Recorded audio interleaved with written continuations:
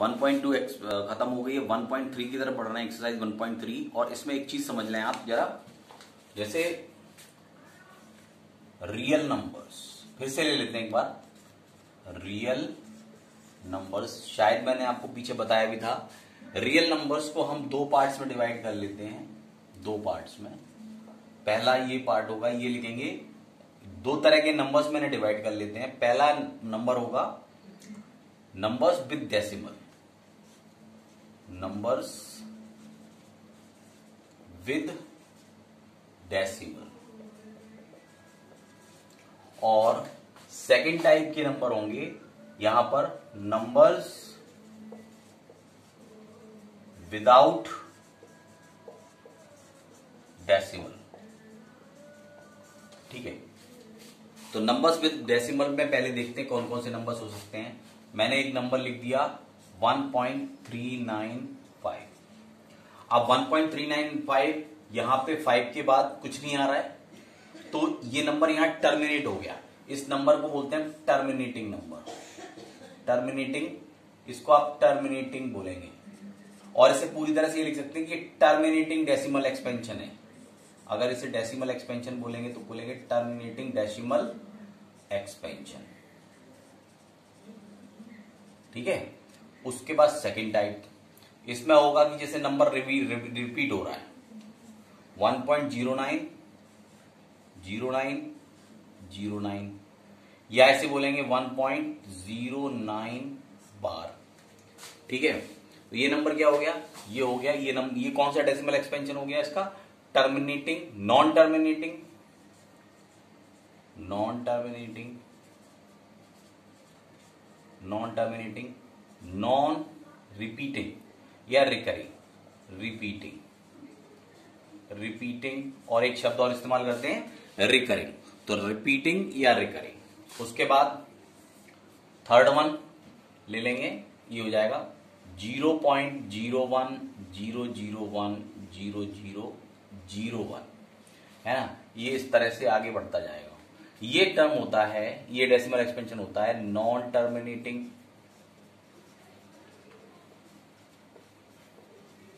और non recurring. ठीक है, ये चार्ट से हमें दो चीज समझ में आ जाती हैं।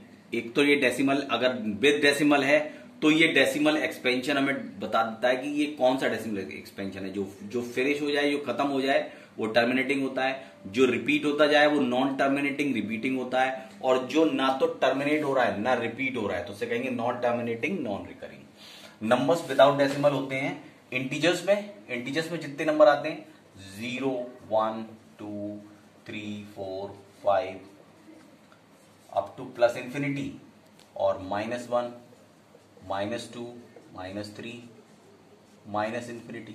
ठीक है, ये सारे नंबर्स जो हैं वो रियल नंबर्स में आ जाएंगे। ये रैशनल ही होंगे सारे, ये सारे नंबर्स रैशनल होंगे, क्योंकि हर एक के नीचे आप 1 ले लेंगे तो ये सारे नंबर P/Q की फॉर्म में आ जाएंगे। और देखिए, इतने नंबर्स होल नंबर्स हैं, इतने नंबर्स नेचुरल नंबर्स हैं, इसको मिला लेंगे तो होल नंबर हो जाएंगे।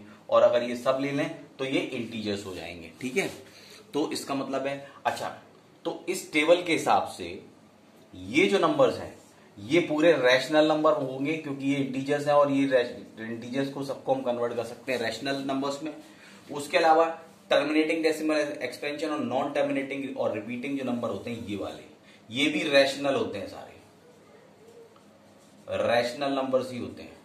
ठीक है, क्योंकि हम आगे देखेंगे कि इसको तो हम आराम से नंबर लाइन पे शो करते हैं, इसको भी जिसपे बार लगा होता है इनको भी हम सीखेंगे कि इनको नंबर लाइन पर कैसे शो कर सकते हैं। लेकिन ये वाले जो नंबर्स हैं नॉन टर्मिनेटिंग, नॉन रिकरिंग, ये नंबर्स को हम, ये नंबर्स इर्रेशनल होते हैं, यानी ये भी इर्रेशनल, ये भी रैशनल है, ये सब रैशनल है, मगर ये वाले जो टर्म है वो इर्रेशनल है।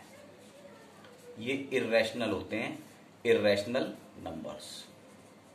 ठीक है, तो ये non terminating, non recurring number irrational होता है। रिकरिंग या रिपीटिंग कुछ भी यूज कर सकते हैं, तो ये इर्रेशनल होता है। ठीक है, तो इसका हम यूज करेंगे अभी, जो एक्सरसाइज शुरू करेंगे 1.3, उसमें इसको आराम से हम अगर हम इससे समझ लें तो हम उसमें रैशनल भी डिफाइन कर सकते हैं, और ये कौन सा डेसिमल एक्सपेंशन है वो भी हम आराम से बता सकते हैं। तो इसको आप एक स्क्रीनशॉट इसका कर लीजिए, पूरे का मैं व्यू दे रहा हूं, तो इसका एक स्क्रीनशॉट कर लीजिए और फिर मैं कराता हूं एक्सरसाइज 1.3। एक्सरसाइज 1.3 में फर्स्ट क्वेश्चन है, write the following in decimal form and say what kind of decimal expansion each has. तो जो भी ये नंबर्स दिए हैं इनको आपको कन्वर्ट करना है पहले डेसिमल में, और डेसिमल फॉर्म में करने के बाद आपको डेसिमल एक्सपेंशन बताना है कि कौन सा डेसिमल एक्सपेंशन ये होगा। जैसे पहला है 36/100, इसको आप 100 से 36 को डिवाइड करोगे तो 0.36 आएगा। ये क्या होगा, ऑब्वियसली ये टर्मिनेटिंग है, तो लिखेंगे टर्मिनेटिंग डेसिमल एक्सपेंशन,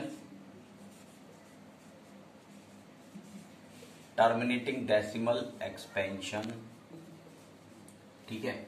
नेक्स्ट है 1/11, 11 से जब भी आप 1 को डिवाइड करोगे तो आएगा 0.0909 एंड सो ऑन, ठीक है। इसको हम लिखेंगे 0.09 बार, ठीक है।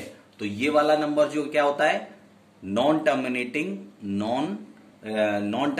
रिपीटिंग, तो इसे आप लिखेंगे नॉन टर्मिनेटिंग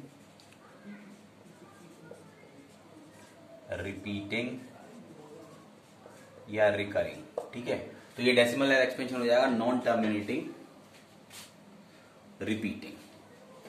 फिर इसको आप कैसे करेंगे, 8 4 जा 32/1 33/8। जब 8 से 33 को डिवाइड करोगे आप, 8 से 33 को डिवाइड करोगे तो आंसर आता है 4.125, ठीक है। यहां पर ही टर्मिनेट हो रहा है तो ये इसको बोलेंगे टर्मिनेटिंग डेसिमल एक्सपेंशन हो जाएगा ये। 3/13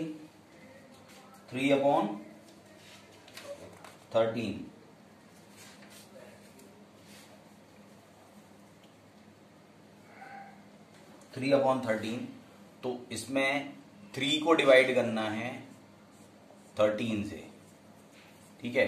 3 को डिवाइड करना है 13 से, तो इसका आंसर आ रहा है 0.230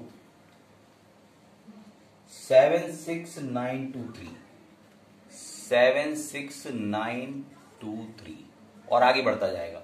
आप यहां देखो 2 से लेके और 9 तक ये पूरा एक आ रहा है, 2 3 से ही रिपीट होने लगा, तो आप इसको इतना नहीं करेंगे, आप केवल इतना करके इसके ऊपर बार लगा देंगे, क्योंकि ये बार बार इतना रिपीट होगा। तो इसकी फॉर्म इसको कैसे लिखेंगे, 0.230769, ये रिपीट हो रहा है, तो इसे क्या बोलेंगे हम, नॉन टर्मिनेटिंग बट रिपीटिंग, तो नॉन टर्मिनेटिंग रिपीटिंग नंबर, ठीक है। नेक्स्ट इज 2/11, यहां 1/11 था या 2/11 हो गया, तो 2/11 में ऑब्वियसली 18 आएगा, 18, ठीक है। इसको बोलेंगे 0.18 बार। अगेन ये नंबर कौन सा हो गया, ये हो गया non terminating repeating, non terminating repeating,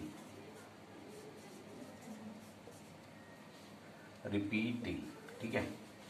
329/400 है, इसको आप ऐसे भी कर सकते हो, नीचे अगर आप 5 से डिवाइड, इसको करने के लिए या तो इसको 10,000 में या 1000 में डिवाइड भी कर सकते हो, और इससे डिवाइड करके भी कर सकते हो।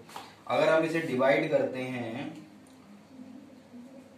329 को डिवाइड करते हैं 400 से, तो हमारा आंसर आ रहा है 0.8225, ठीक है, 0.8225। ये टर्मिनेटिंग है क्योंकि एक फिनिश हो रहा है यहां पर, इसे लिखेंगे टर्मिनेटिंग, ठीक है। तो इस तरह से ये सारे मैंने आपको एक बार करके बता दिए हैं। जो डिवीजन है वो आप एक बार करके देख लें, आसान है, ज्यादा वैसे नहीं है, टफ नहीं है। तो ये फर्स्ट क्वेश्चन हो गया आपका, इसमें केवल ये बताना था कि कौन सा डेसिमल एक्सपेंशन है जब आप जो न्यूमरेटर है उसे डिनोमिनेटर से डिवाइड करते हैं। डिवाइड करने के बाद जो मेरा डेसिमल में फॉर्म आता है वो कौन सा डेसिमल एक्सपेंशन है वो।